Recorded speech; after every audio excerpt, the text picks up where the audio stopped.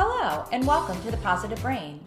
This show is designed for the millions of families living with dementia, their loved ones, and the communities who serve them. We're here to give you help, hope, resources, and hopefully show you the positive side. I'm Toni Reinhardt. And I'm Peggy Breda. And welcome to Your Positive Brain. Welcome back, everyone, to The Positive Brain. We are here today. Toni and I are here today. Hi, I'm Toni. with Tamara Fye. Tamara, am I saying your last name right? Yes, correct. Fye, okay. Mm-hmm. And Tamara, I had the luxury of meeting at a meeting and thought she was just a wealth of information.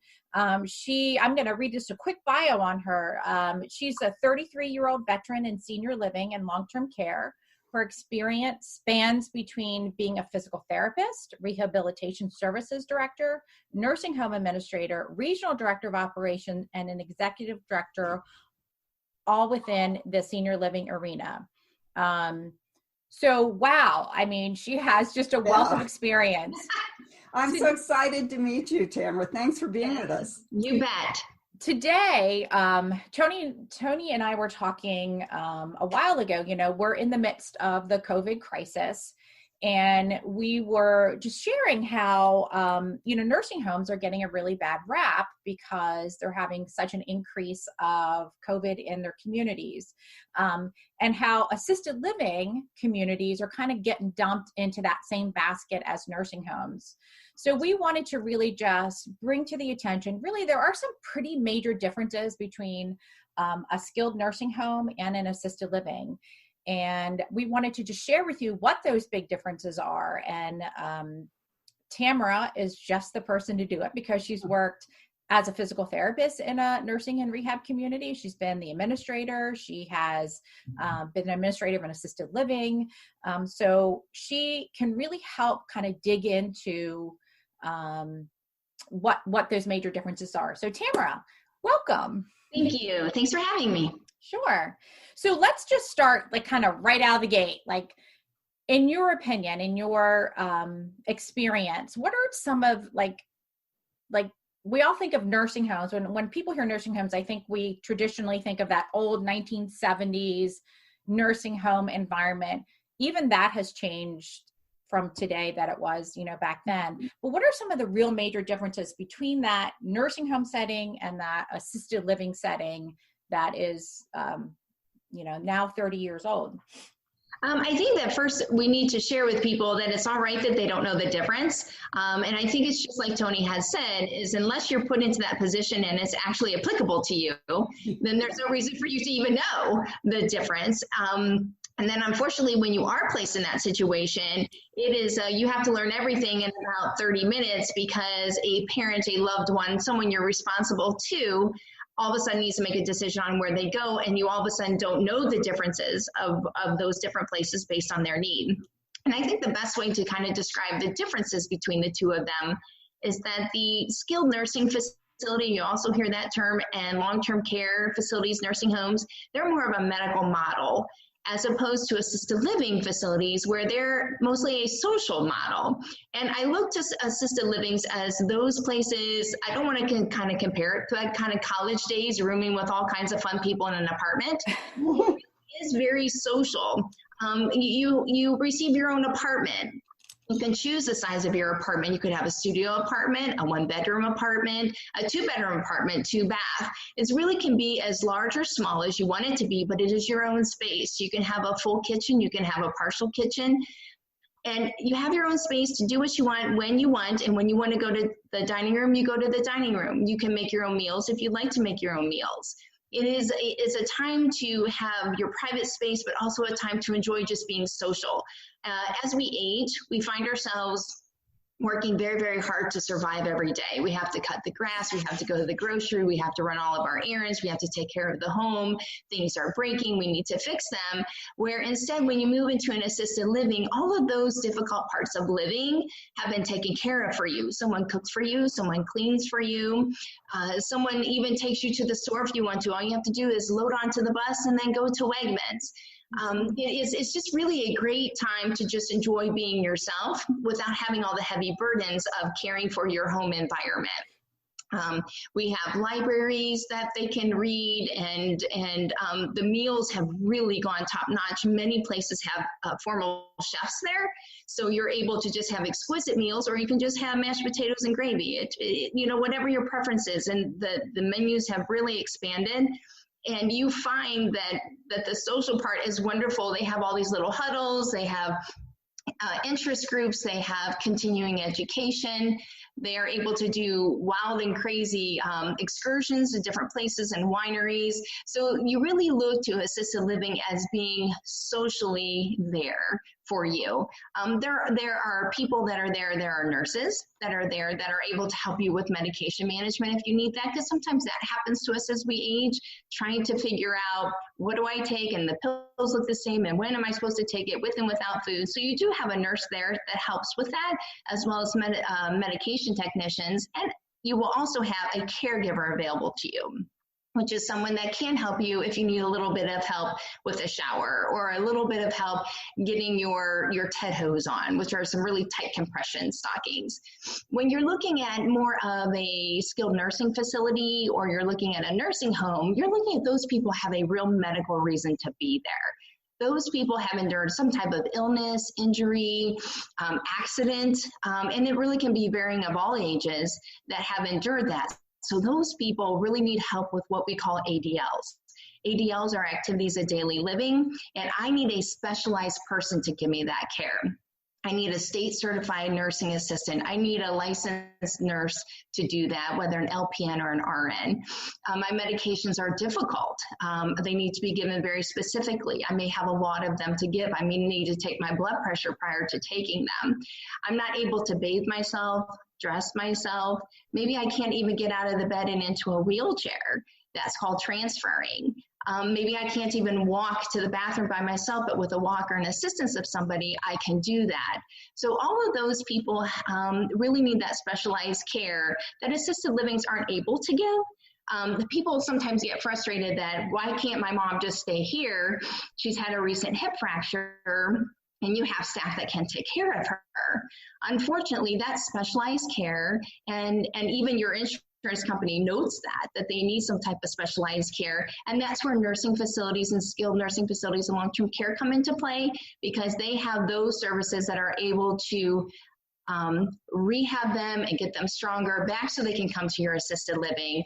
But assisted living is mostly a social model that helps provide some minimal care, but specialized care is in the appropriate place. I do just want to clarify a little bit. Assisted living can provide assistance with ADLs. Absolutely. Your activities of daily, and they can help you get dressed, and they can help you transfer, and they can do all those things. I think the big difference is that what you said earlier, in that skilled care, there's a medical reason that you're there. And that is what you're, and then you also need help with those ADLs. And I also want to point out too, is that all assisted livings are not the same. Yes. You know, so they're all very different, and they're all, they all have, like, there's a regulatory guideline that we follow with assisted living. There's a regulatory guideline that we follow with the skilled nursing, and they're definitely different. So even though we have this regulatory guidelines that we follow, let's say in assisted living, every company can set their own policies too. And that's what I want people to understand too, is that where assisted living is a social model, it is, some provide really high-end care for your ADLs. And some say, you know what, we really just don't want to get into that high-end care. We really just want, people to be relatively independent, and we can help people get in and out of the shower. We can give them their medications.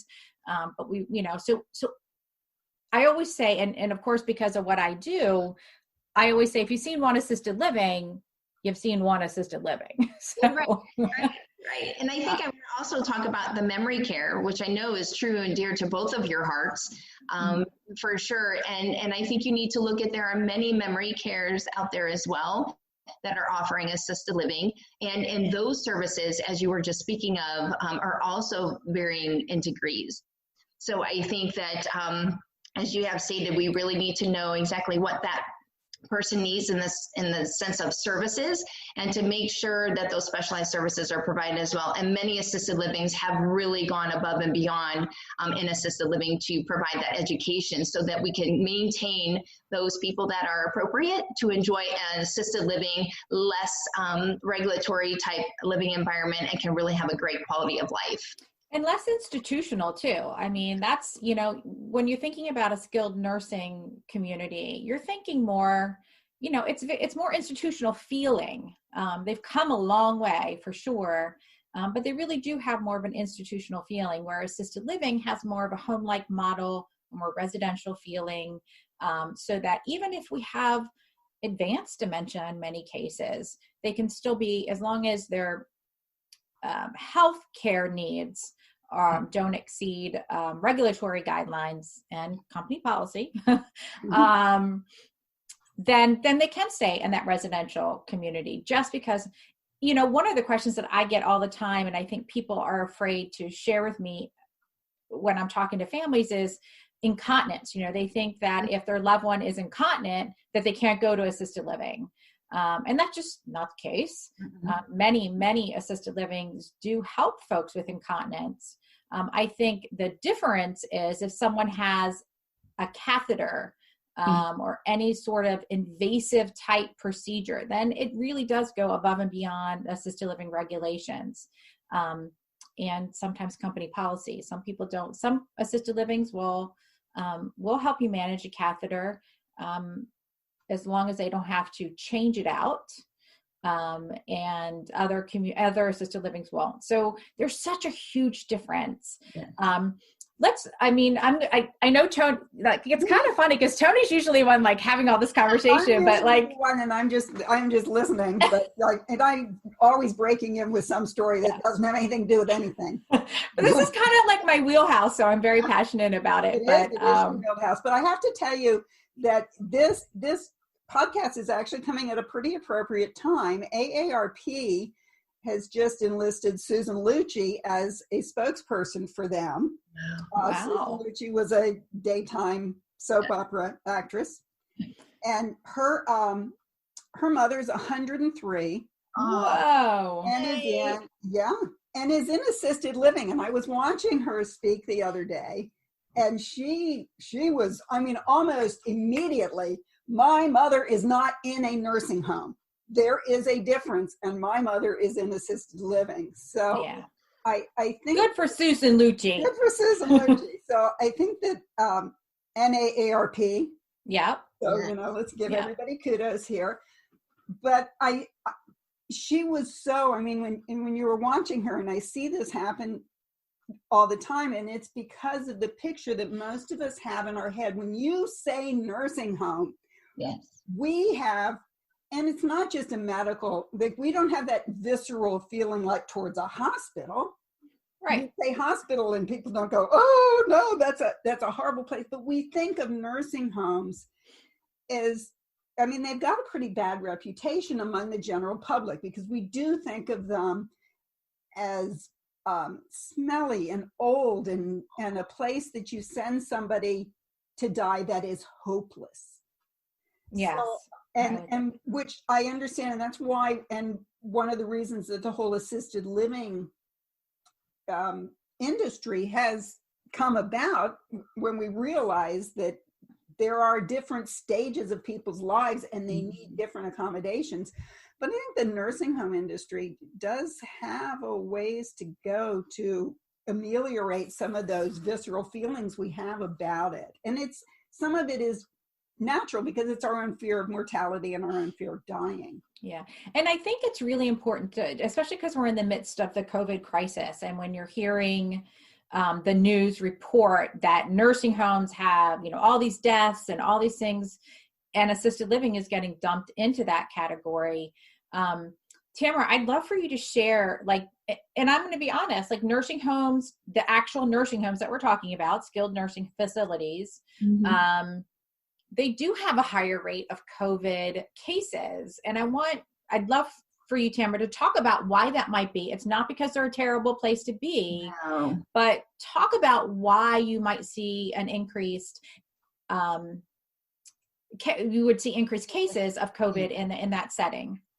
And I think that what people don't realize is, number one, that they're in those skilled nursing and nursing home facilities because they are just a little bit more compromised when it comes to their wellness and their overall health.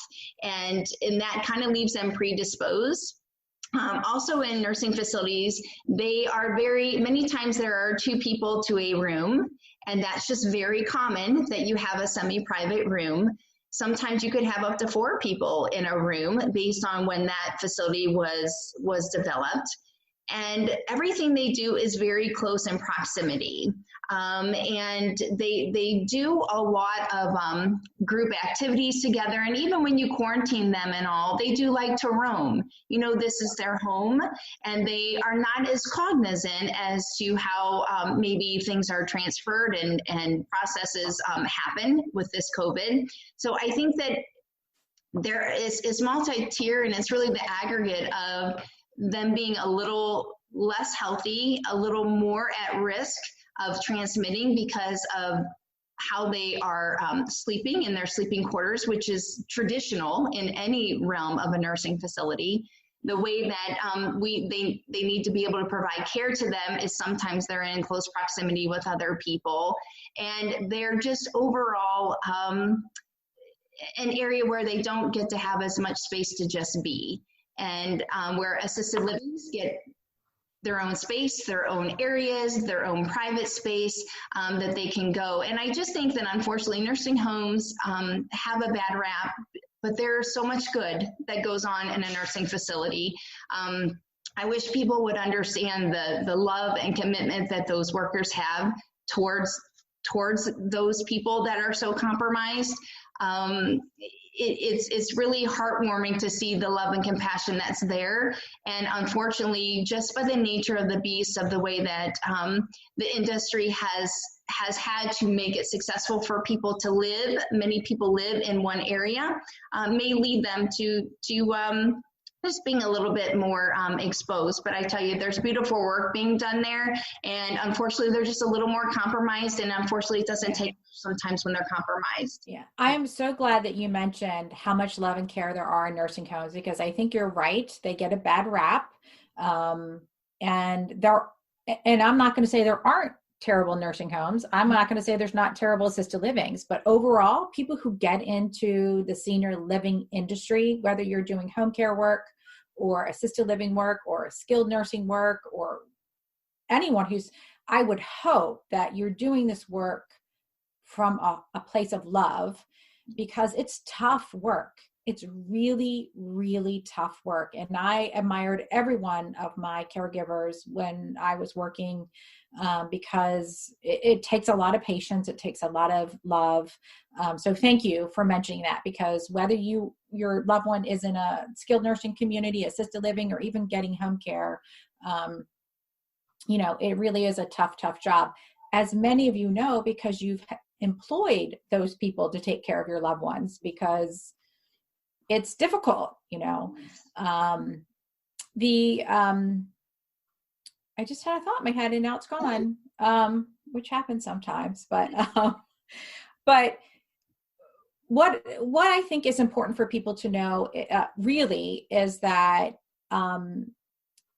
the communities themselves, when we're talking about COVID, like I had a client that I was showing a couple of communities with, and one of their questions was, how many COVID cases did you have, and how many folks passed away from COVID? And they judged that community on those numbers. And it really saddened me that they did that, because you can't, COVID is a deadly illness, right? And we're working with, as you said, a very vulnerable population.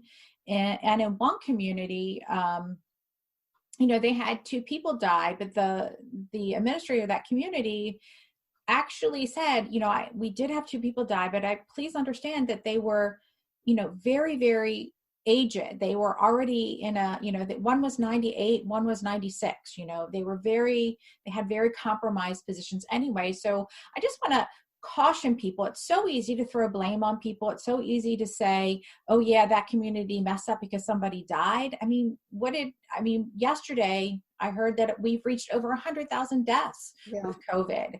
And that's not just in assisted living, or nursing homes or wherever. People are dying from this illness. And when you're already at the end of your life, that doesn't mean that any community has done something wrong. And it really is a very, very difficult job to help, maintain a community and an environment in a situation where people are being quarantined. Yeah.